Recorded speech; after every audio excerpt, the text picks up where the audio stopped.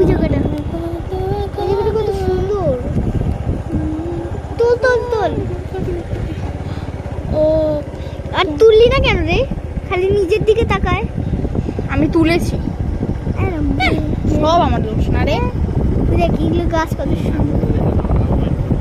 হ্যাঁ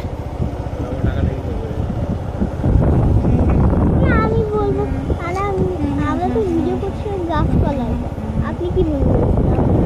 আমরা আপনাদের